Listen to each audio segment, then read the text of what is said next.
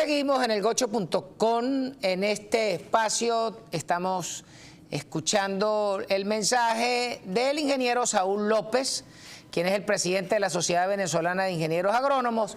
Hoy estamos hablando del caso particular donde ellos le están pidiendo al INAC y al gobierno nacional que eliminen las restricciones del uso de los drones para el trabajo agrícola, porque primero no tienen nada que cuidar, no son una amenaza al gobierno, y segundo, porque no es justo, no es moralmente ético que unos individuos que hicieron un enorme esfuerzo para comprar estas aeronaves para trabajar, para buscar mayor eficiencia, para producir alimentos para el país, y entonces tengas a un ágrafo que no entiende la O por un canuto, que seguro cree que cuando le hablas de drones le están hablando de los drones que usan en Ucrania, y no entiende que un dron agrícola es un camastrón enorme, que no es fácil para trasladarlo, que lleva un tanque de veneno para fumigar, que requiere un mantenimiento enorme, y entonces a un bolsa de eso se le ocurre, no, suspéndase, se prohíbe el uso. Y digo yo, no es solo una herramienta que sería muy importante, no es solo para fumigar los cultivos agrícolas, sino que si los propietarios de rebaño pueden revisar su rebaño con un dron, no tienes que sacar el caballo, no tienes que ir a dar papaya, pero también si ves una vigeo es más fácil para ir a darle chumbimba, que también sería muy importante. Te escucho, Saúl. Sí, tal cual, el uso de estas herramientas y de lo que es la tecnología, que es la más disruptiva de todo, el uso del dron, sirve también para, bien lo decía Gocho, digamos, hacer conteo de animales y también estimar inclusive el peso de los animales, del ganado, ¿no? Otra de las herramientas o digamos de las aplicaciones que tiene están justamente también evaluar la salud de los cultivos, dentro de los cuales también entra el pasto. Y el pasto es un cultivo, es el más extensivo en Venezuela. Entonces con drone tú puedes ver la capacidad de carga, el contenido de nitrógeno y otras cosas técnicas que son muy relevantes. Y los focos de candelilla. Y los focos de candelilla, que eso sí es el dolor de cabeza. Sí, totalmente. Eso ya inclusive integrado con IA, se puede estimar esas zonas críticas para hacer aplicaciones focalizadas. Y en un contexto en el que estamos complicados a nivel global, con una presión a la alza del incremento de los fertilizantes.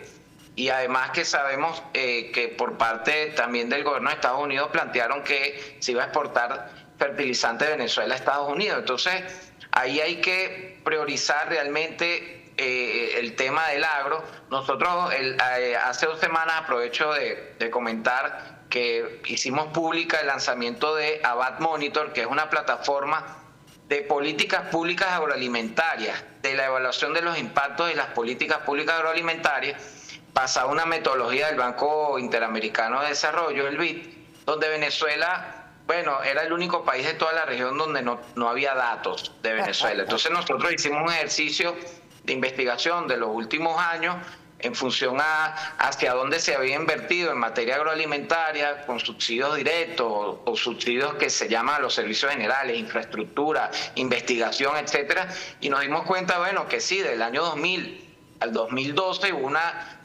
un gran gasto que no se terminó siendo inversión en mucho de lo que es infraestructura agrícola, servicios, vialidad, etcétera, pero que no se concretaron, y luego sí hubo una disminución importante en todo en materia de infraestructura y desarrollo rural en general, que hace falta nuevamente, sobre todo en términos de investigación. Nosotros teníamos el tercer instituto de investigaciones agrícolas más importante de América Latina, y sabemos que el gran éxito de Brasil, que es el gigante agrícola, no ha sido tanto en términos de financiamiento o de inversión monetaria, que es importante, pero le preguntaron el éxito de Brasil cuando estuvo el ministro de Agricultura del presidente Cardoso, y él dijo invertir en conocimiento, en investigación. Nosotros creemos que hacia allá hay que apuntar, y bueno, por eso desde la sociedad, con la Asociación Venezolana de Agrotecnología y un clúster de organizaciones, nos hemos puesto a disposición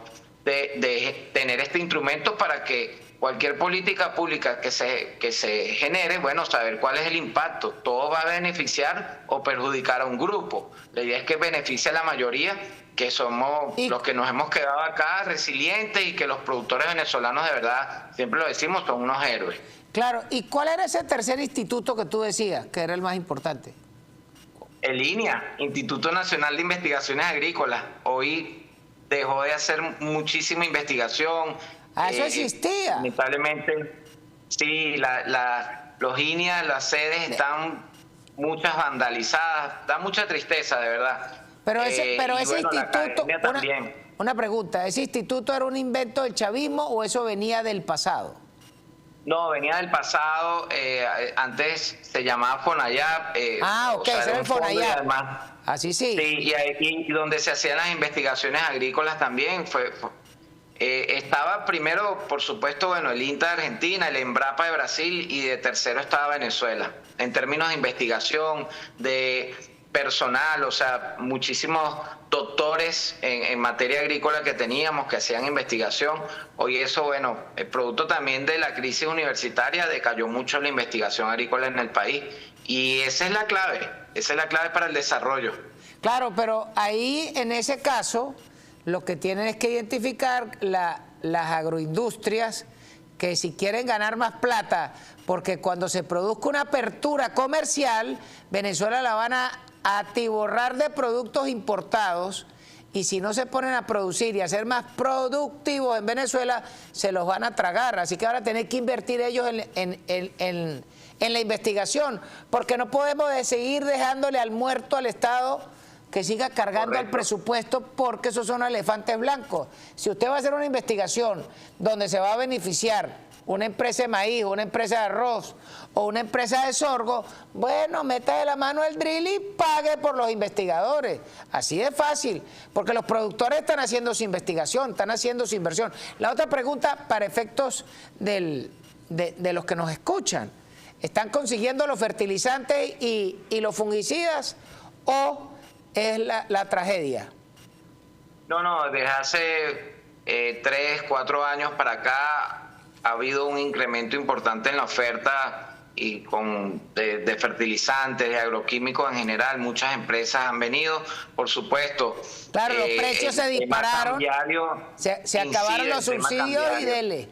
Sí, es muy costoso, por supuesto, y bueno, ya eso muchos de los productores lo tienen considerado en sus estructuras de costo. Lo ideal sería que desde el punto de vista del tema cambiario se estabilizara, porque comprarían en bolívares al BCB y reciben reciben los pagos por cosecha igual a la misma moneda. Entonces ahí no hay esa distorsión que hay. Claro, ahí lo que hay que es tabula rasa. Compro a dólar libre y vendo a dólar libre y no me puede restringir el precio. Porque el gran problema del campo es que el campo pagas los insumos a precio full, pero después te pretenden colocar la restricción en el precio de los huevos, del queso, de la leche, de la carne. Y uno dice, pero bueno, ¿y cómo es eso? Yo voy a jugar un juego y tengo amarrado un brazo aquí atrás y tengo amarrado las trenzas de los zapatos. Así no se puede. Claro.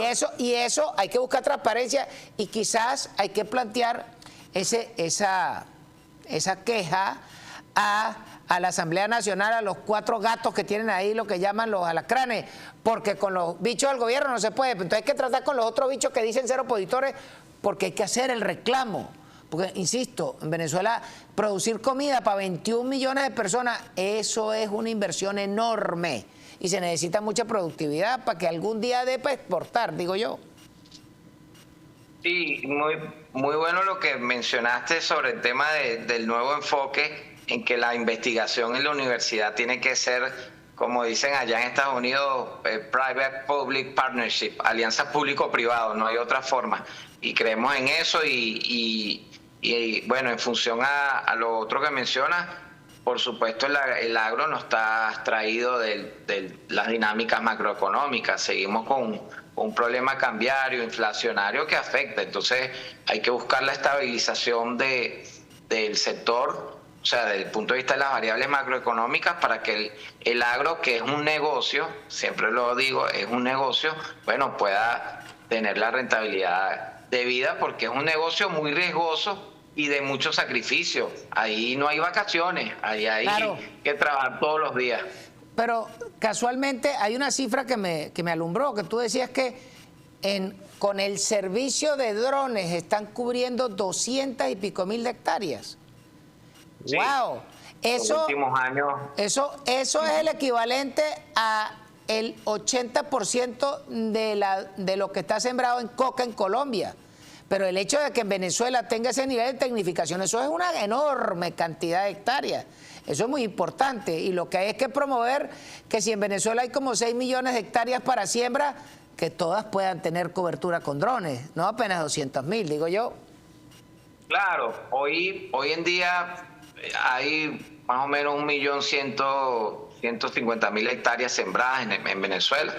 Estamos hablando de que estamos representando el 20% desde digamos, el observatorio de adopción agrotecnológica que llevamos desde la Asociación Venezolana de Agrotecnología, que es una asociación constituida por 2 empresas, Gocho, y a todos los que nos escuchan, de base agrotecnológica hecho en Venezuela, con plataformas hechas en Venezuela, alianzas entre ingenieros agrónomos e ingenieros informáticos, y hemos podido hasta brillar en espacios como el IICA, el Instituto Interamericano de Cooperación para la Agricultura de la OEA, que ha premiado a 2 empresas de Venezuela. Realmente, bueno, en toda crisis siempre se generan oportunidades y los venezolanos somos siempre del tamaño de las responsabilidades que nos pongan y vemos oportunidades y estamos ofreciendo la tecnología, porque al final la tecnología va a ser ese gran habilitador para poder ser mucho más eficientes en este negocio. Bueno, ese mismo reto de los venezolanos es el que toca esta noche en el juego con Italia. Muchísimas gracias a don Saúl López. Lo volveremos a molestar a ver si les escucharon el petitorio de que permitan usar los drones y en otros temas. Vamos a comerciales y ya seguimos en elgocho.com.